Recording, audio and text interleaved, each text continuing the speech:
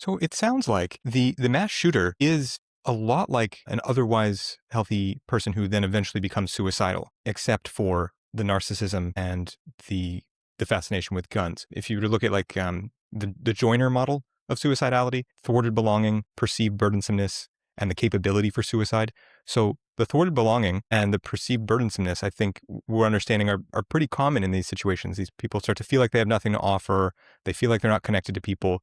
But then in this case, they take this violent narcissistic approach to the last piece, the suicide piece. So is suicide the core of this issue? What do you see with these overlaps?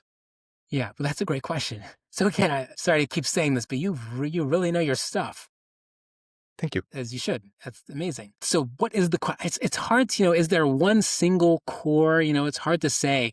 I will answer this question, but I also kind of just want to comment on what you just mentioned. So yes, these people have characterological deficits, which are important to understand, but ultimately, as opposed to serial killers, mass murderers are actually, they're essentially, lots of people have characterological deficits. These people are otherwise relatively normal for much of their life, and they become radicalized in the general sense of the word. We often, when we think of radicalization, we might think of one thing, but radicalization is psychologically radicalized because of whatever is going on in their life. Again, rejection or whatever, they become radicalized towards a gender or some sort of religious group or whatever. And then that's what leads to the murder. But these are people actually, for the most part, besides their characterological deficits, do start out as relatively normal people. Again, that distinguishes them from the serial killer, which is like the psychopath, which is very different.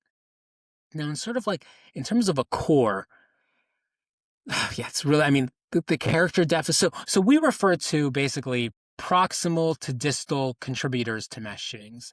So, very kind of, so proximal to the event, distal meaning most fundamental or, core. And then again, proximal meaning, somewhere where we could intervene, but, not kind of foundational or fundamental. So for example, an example of that would be something to which you alluded before, which is the contagion effect and desire for infamy. That is that one, later stage motivating factor for mass shootings is just that people, mass shooters, before they perpetrate the event, see how much attention other mass shooters have received, and they think it's great and cool, and they just kind of want to replicate that. So that's what we refer to as kind of that's not foundational, but that's closer to the event, and it's somewhere we can intervene, but again, it's not core.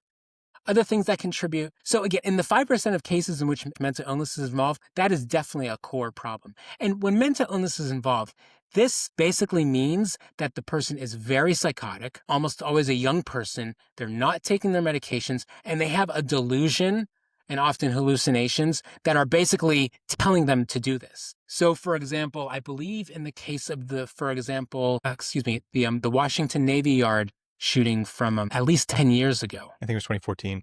Yeah.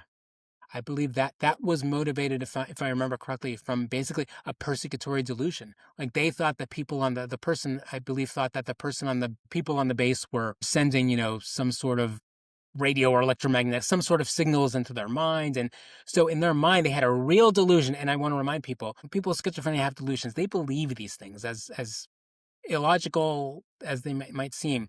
These people genuinely believe, for example, that people are sending signals into their mind, that they're going to, kill them or try to control them or whatever. And so that is usually the context in which a person with a mental illness perpetrates a mass shooting. It's terrible and we need to prevent it, but just so we understand kind of what might motivate different people. Again, how uncommon that's very uncommon, especially nowadays when we know more about schizophrenia. There's less stigma about schizophrenia and psychosis, and we prescribe medications much more commonly, again, because of less stigma. We see that a lot less often. So other sorts of contributing factors. So guns, firearm availability and laws.